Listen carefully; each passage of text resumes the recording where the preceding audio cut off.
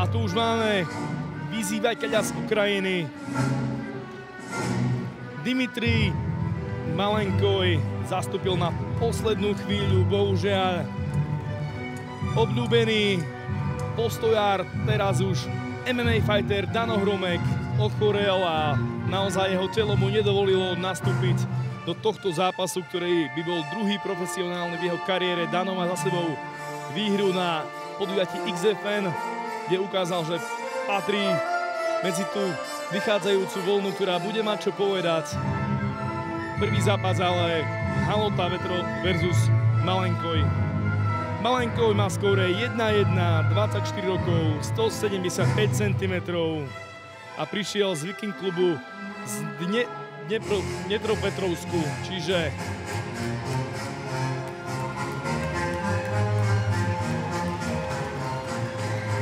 vyrovnaná bilancia 1-1 ku 2-1, ktorú má na svojom konte Halota.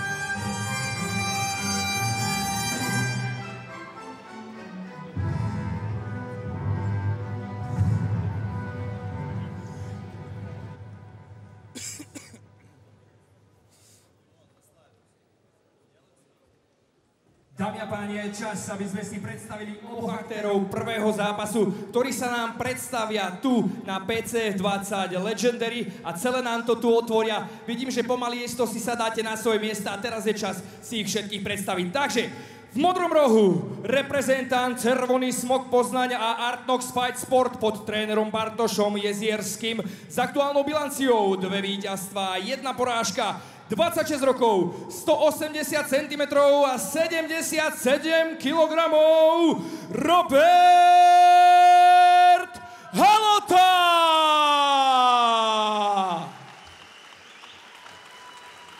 Na druhej strane v červenom rohu reprezentant Viking Club pod trénerom Katkin Bogdan s aktuálnou bilanciou 1 výhra, 1 porážka. 24 rokov, 175 cm a 73,2 kg na váhe. Dámy a páni, Dimitrij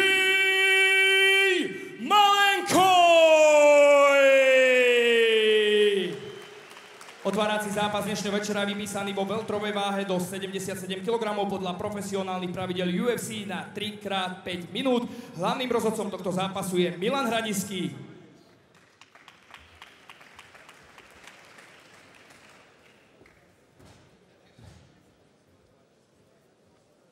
Takže vidíme, že Malenkoj bude v miernej nevýhode, keďže navážil iba 73 kg a niečo. Vo welterovej váhe mu teda chýba do maximálnej váhy až 4 kg. Uvidíme, či Halota využije túto hmotnostnú prevahu.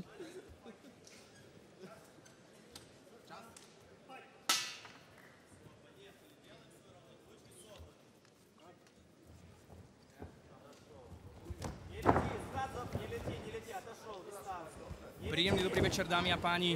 Vítam vás všetkých pred televíznymi alebo počítačovými obrazovkami, buď na stránkach ribajster.sk alebo cez ich aplikáciu. Moje meno je Peter Robert, Vladimír sa vám asi predstavil. Spolu vám dnes prinesieme všetky tieto zápasy a budeme sa im vás snažiť dostať aj do ucha. No a my sme sa už pustili do klinčovania, máme pred sebou prvý zápas otvárací dnešného večera, no a uvidíme, čo nám prinesie. Áno, Malenkoj začal rovno útokom na takedown, je to skôr grapplerský typ športovca, bojovníka, ale Halota ho veľmi dobre obrátil a dostal sa do výhody. Teraz vidíme výmenu, postojí. Neviem, či si spomínal, musíme povedať, že Malenkoj zobral tento zápas len v štvrtok večer. Hneď sadol na vlak, 24 hodín cestoval na váhu, stihol to len tak.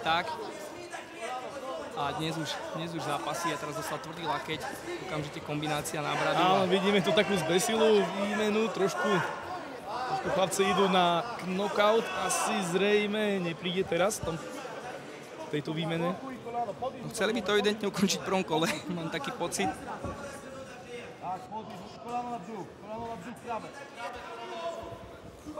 Teraz veľmi pekné koleno na spodok.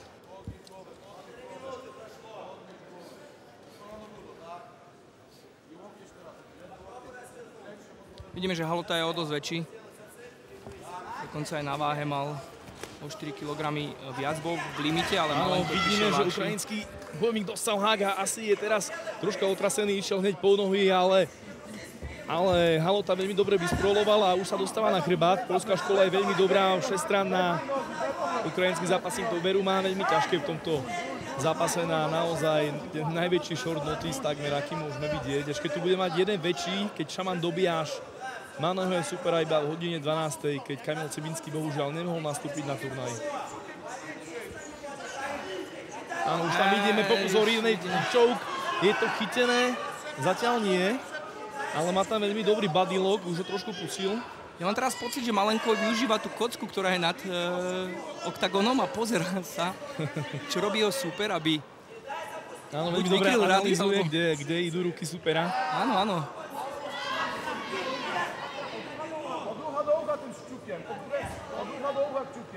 Zatiaľ sa mu celkom účinne darí brániť. Ale to nie je veľmi dobre. Ukrajinec dáva bradu dole, aby sa tá ruka nepreklzla na krk, ale tentokrát to veľmi dobre. Halota vystrela. Stále je to cez bradu, stále je tam riziko menšie, čiže Ukrajinec Malenkovi môže ešte pracovať z tejto pozície. Uvidíme, ako dlho mu to vydrží. On určite tam má pootvorené ústa, tú bradu dáva takmer na hrudníka. Vidíme, že teraz sa pokúšal rukou odhačkovať si Halotové nohy.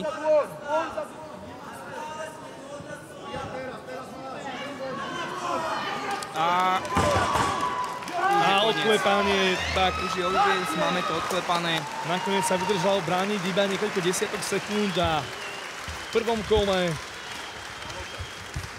3:30 časomiera ukončila tento zápas. Takže poľský reprezentant Halota víťazne mal výhodu aj hmotnostnú, aj tým, že sa na tento súboj pripravoval oveľa dlhšie. Ale česť aj Malenkovi, ktorý naozaj pricestoval z ďalekej Ukrajiny a nie z ďalekej Ukrajiny, ale z ďalekého Dnepropetrovsku.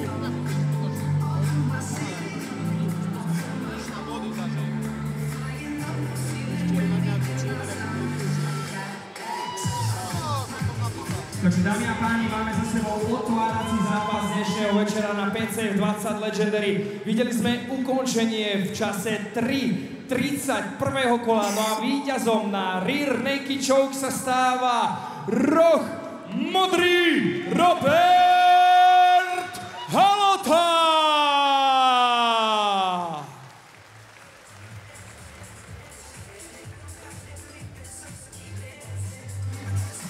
Poliaci tu budú okrem Halotu mať ešte jedného reprezentanta Racinský, ktorý nahradil Kamila Cibinského, sa predstaví v co-main evente so spomínaným Šamanom Dobijášom, tak uvidíme, ako sa bude v poľskej škole dariť tentokrát. Na PCF-ku sú Poliaci už neoddeliteľnou súčasťou. Okrem toho uvidíme fighterov z Brazílie, z Českej republiky. Dámy a páni, veľký podpes pre otvárací zápas dnešného večera.